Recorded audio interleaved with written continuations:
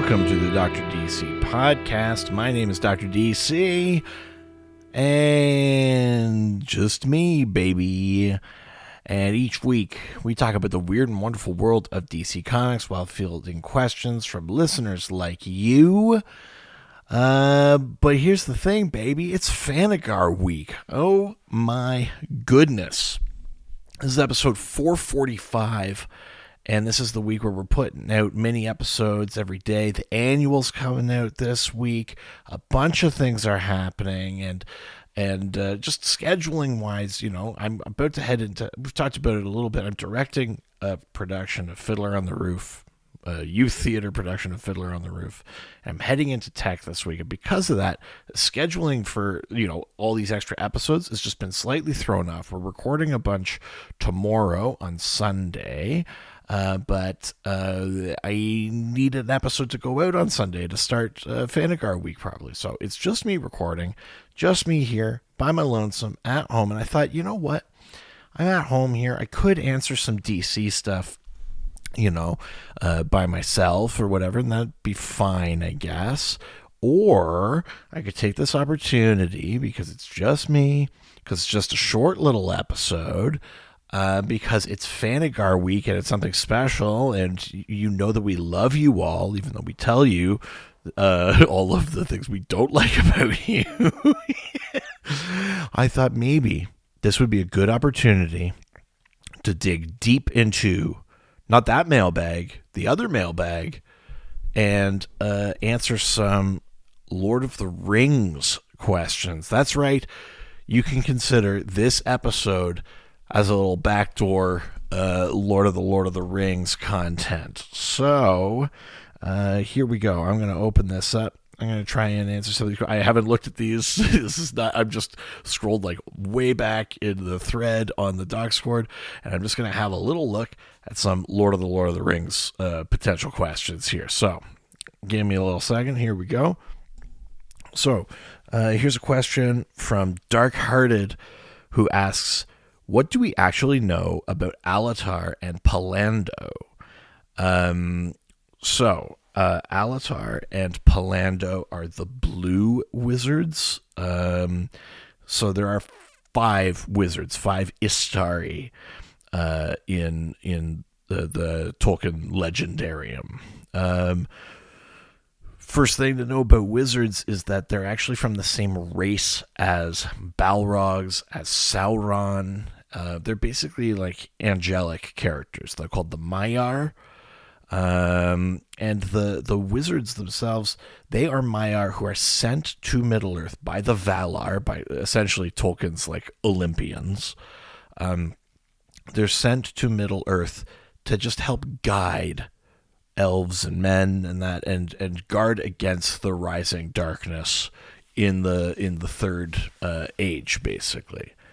And that's their job. They have different kind of roles. You know, we know that Sauron as the white wizard was meant to sort of inspire and lead, the good in men and things like that. Gandalf as the gray wizard was a little bit more clandestine's the wrong word because that's not the way Tolkien would have thought about it, but he was more about like fostering relationships, sort of encouraging, acts of valor and things like that. Radagast the Brown was he communed with nature, with the birds, the beasts, things like that. That was his thing. And then the 2 blue wizards are Alatar and Palando. So now hang on. Alatar and Palando are actually just one set of names that they have. They were also what were they called? One of them has like a M name. I gotta think about it. You don't see them at all in the books. They are referenced, and Tolkien in a couple of writings did talk about them a little bit. In both cases, they're basically said to have gone to the east. What's interesting is that Tolkien kind of had a change of heart about them. So I think in some of the earlier writings about the Blue Wizards, and again, we don't know much, but the idea was that they went to the east and possibly failed in their mission to stop the corruption of men and nations and things in the east, the corruption by Sauron. And that a bunch of maybe like cults and sorcerers and things like that sprang up, sort of inspired by them. In later writings, I think Tolkien didn't like the idea of that many wizards abjectly failing. Gandalf really is the only one that really sticks to his purpose. Radagast ends up sort of just in the woods, just talking to birds and the beasts. He's not that helpful. Saruman, obviously, we know what becomes of him. And so he sort of, the revision in later things is that Alatar and Palando are sort of, the reason that Sauron doesn't have an even more massive force of Easterlings is because of their work in resisting Sauron's influence in the East. So it's not that they completely succeeded, and you don't see them like ride in at the big like battle of Pelennor Fields or anything like that, but he sort of implies that Sauron would have had an even larger army, an even more tight grip on Middle Earth, were it not for the work of Alatar and Palando, similar to the work of Gandalf in resisting Sauron's influence, but they were doing it out in the east, where the Easterlings are, in Rhûn, the land, to the east of where we spend time in Middle Earth. But truly, there's not that much written about them. What else is there to say about that? Not much, but yeah, that's pretty much what we know about the Blue Wizards. They do have different names too that I wish I could remember. All the wizards do. Gandalf's real name is Olorin. He's called Gandalf. He's called Mithrandir. Saruman's real name is Kurumo. I can't remember Radagast's real name, the Blue Wizards, one is an M name and one is an R name, but I can't remember what they are. But at any rate, that's what's up with the Blue Wizards, Alatar and Palando. There you go. All right, another Lord of the Rings question here. What do we have? We got, this one, we just sort of already answered. What exactly are wizards in Middle Earth?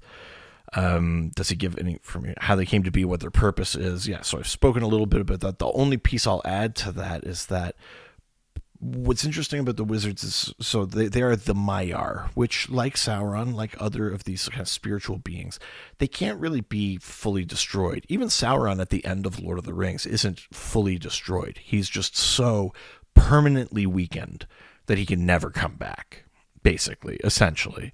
But he's not, like, gone. Even the first Dark Lord, Morgoth, is not dead or destroyed. He's actually banished from the universe. He's outside of the Doors of Night, which are basically the gateway to the universe, essentially. So when Gandalf dies fighting the Balrog, for example, his body dies. They're spiritual beings wrapped in flesh, essentially. And Gandalf dies, and his spirit basically starts flying back to Valinor, to where the Valar are, to the Undying Lands. And then God kind of reaches down, Ilúvatar reaches down and goes, nope, you're not done yet, and sends him back empowered to be the White Wizard, basically. But that idea of being wrapped in flesh is sort of key to the wizards, because that's the big thing about, Gandalf and Radagast and Sauron, and that is that they are susceptible to earthly things by being wrapped in flesh. So for Sauron, this manifests as jealousy and greed and lust for power and ambition and pride and things like that. It also manifests as a sort of form of like fear and paranoia, because Saruman starts using the Palantir and talking to Sauron and things like. And we know that the Palantirs, those basically like seeing stones, they will show you things, but they don't necessarily show you the context of things. They can be misinterpreted. That's the thing that makes Denethor, Boromir's father, go crazy. It's not in the movies, but in the books, he's been using a Palantir. He thinks he's seeing the future, and he thinks he sees the fall of the world of men, but he doesn't. Sauron is just showing him some images, and Denethor's misinterpreting them, and it's making him go crazy, and it's making him lose hope. Same sort of thing happens to Sauron, but he gets the idea that he could be a rival or a partner to Sauron, which Sauron obviously doesn't buy into. For Gandalf, there is, love, fear, friendship, things like that are very real things for Gandalf. For Radagast, obviously, manifests slightly differently, but basically the idea of being wrapped in flesh means that these sort of angelic beings are more susceptible to these kind of human feelings and instincts and things like that. Now, that's not to say that the Maiar are above it, because they have their own wars. Some Maiar sided with the Dark Lord Morgoth and became Balrogs and things like that. Some of them sided with the Val. That obviously means they're capable of either hatred or love or loyalty or things like that. So they're not beyond that. But there is this idea in Tolkien's work that part of them being wrapped in flesh and sent to Middle-earth, instead of just going as Maiar, as powerful kind of angel beings, was to humble them, to make them part of that world, to make them have a stake in that world, and so that they would kind of nudge and encourage and like lead and stuff like that, instead of like actually like rule. You know what I mean? So that is sort of a thing with the wizards. Here's a question from First Mage. How far-reaching are the effects of the events of Lord of the Rings? Do they impact other continents or other planets? Or is the story essentially a local one to the areas visited in the books? That's a great question. For Lord of the Rings itself, it pretty much only affects the areas in question, more or less, including, to a certain extent, down to the Haradwaith, which is the southern lands. That's where the Corsairs of Umbar are from. They're the pirates that you see in the movie. It extends out to Rhûn, where the Easterlings are. They're the ones with the Oliphants and things like that. But if you want to talk about continents and the shape of the universe and things like that, there are things in the extended Tolkien legendarium that do kind of talk about those things. So, for example, Arda, as in the world, is basically like a flat Earth when in the First Age. It's a flat Earth where there is Valinor, the Undying Lands, the home of the Valar and the Maiar spirits. They are on one continent. Middle Earth is a different continent, and they're connected in their northernmost point by this sort of ice bridge called the Helcaraxi. When elves first wake up, they're like the firstborn children of Ilúvatar. When they wake up in Middle Earth, the Valar go to war with Morgoth to protect them and bring them back. And the elves live on Valinor, or a number of them do. The elves that are called the High Elves live there. And then there are sort of these like gray elves, the Sindarin. Or no, that's not gray. I can't remember what they're the Sindarin elves. Live still in Middle Earth. Some of them choose not to go to the Undying Lands. In the First Age, the whole world is like that. It's two actual continents. Now, there's magic and fog and stuff that obscures where this other, like, Valinor continent is, but it's reachable. It's in the world. It's part of the Earth. At the end of the First Age, Elrond's father, Eärendil, the Mariner, things are going bad in the war against Morgoth, and he takes his ship and he sails and he finds the Undying Lands, and he convinces the Valar to join the fight and beat Morgoth, and they make his ship like magical and fly. It's called Vingalot, and Earendil in Vingalot slays this enormous dragon called Ancalagon the Black. That dragon's fall destroys this three-peaked mountain called Thangorodrim, which was sort of the base of Morgoth. And when the Valar expel Morgoth from the universe, which is canonical, they expel him out the Doors of Night, so he's on the outside of the universe. And the person that guards the doors of Night is Earendil. And that is the star that the elves worship. That's the light that Galadriel gives to Frodo, is the light of Earendil. So he's a literal guy flying in the sky, like he becomes a star, There's all these creation stories for the sun, the moon, light, all this kind of stuff that are in the Tolkien Legendarium. But Earendil, Elrond's father, is a literal star in the sky. Elrond and Elros are also half-elven like Earendil, and they get to choose what they want to be. Elrond chooses to be an elf. Elros chooses to be a man. He becomes the first king of Numenor. You've probably heard of Numenor before. So at the end of the First Age, the Valar create a new continent, a sort of star-shaped continent called Numenor, and they give it to the High Men, the men of Valor who fought alongside them in defeating Morgoth. These are the ancestors of the High Kings of Men, like Elendil and Isildur, and eventually, Aragorn, the Dunedain. When they talk about how Aragorn is so long-lived, it's because he's a descendant of Numenor. Regular men live regular men lives, basically. Elros, the first king of Numenor, lived like 500 or 600 years. And it sort of diminishes over time. I think by the time he dies, Aragorn is like 200 or 180 or something. You know what I mean? Like something like that. He had lived for quite some time.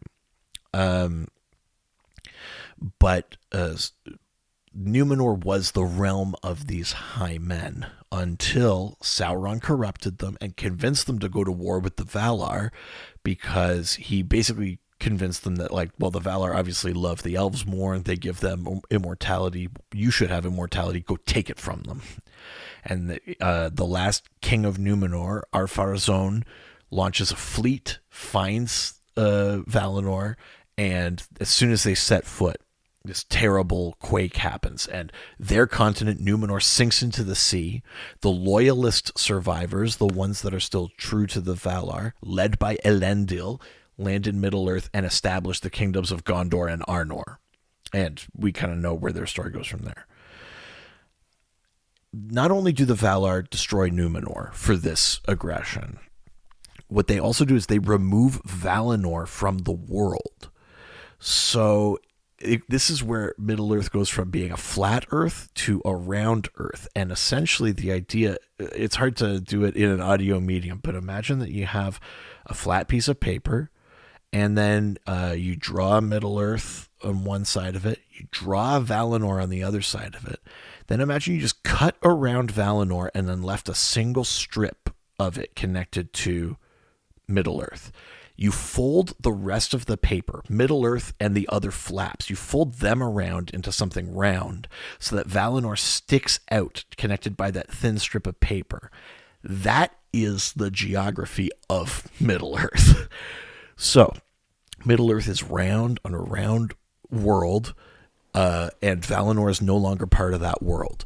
But special boats with special elf magic, blessed by the Valar, are able to sail what's called the Straight Road and essentially sail off onto the sea and then, I don't think it's literally into the sky, but basically like into another dimension where Valinor is. But you could imagine it as being like the sky or heaven or something like that.